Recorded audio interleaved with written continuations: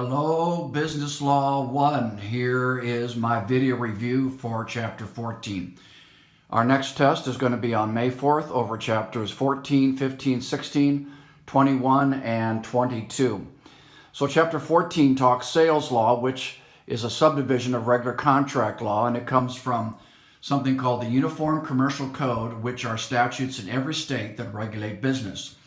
The four main terms I'd want you to know would be the definition of a sale, passing of title from the seller to the buyer for a price. Goods, which are movable personal property, that would be like furniture, clothing, cars, your cell phone, and even food, not including real estate, services, money, or insurance. A merchant's professional buyer or seller, that would be like your Walmart or your Super Saver.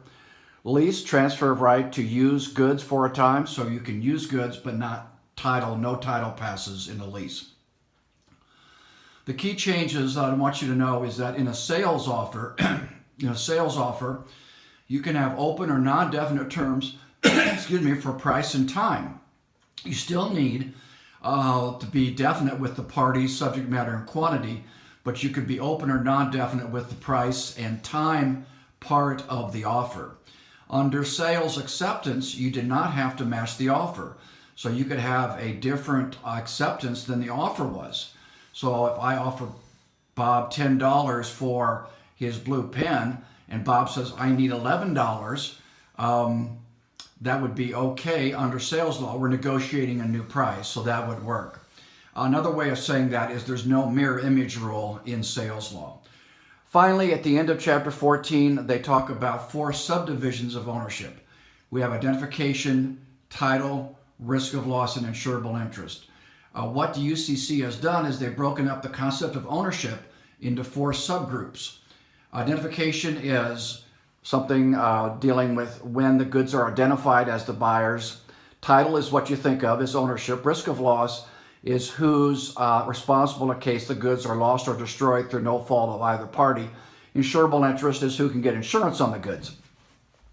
The two that I want you to know, though, will be title and risk of loss in situations where you have a third-party carrier, such as UPS, transporting the goods from the seller to the buyer. That's usually the issues. And what we need to know then is the two rules for a shipment contract, which is the standard contract for a third-party carrier like UPS. And the rule is there. I have it on the bottom. I'll try to zoom in a little bit. The rule is title and risk of loss passed to the buyer when goods get to the carrier, or in our example, UPS. Destination contract, which is a special type of contract requiring the seller to get the goods to a specific destination. Title and risk of loss passed to the buyer when goods get to the destination. Okay? So again, everything is going from the seller to the buyer. The third-party carrier never gets title, obviously. But we're looking at title and risk of loss passing from the seller to the buyer. A shipment contract is the most common. That's what the UCC assumes. They assume a shipment contract if it's not clear. And in that one, title pass and risk of loss both at the same time pass to the buyer when goods get to the carrier. Thank you very much.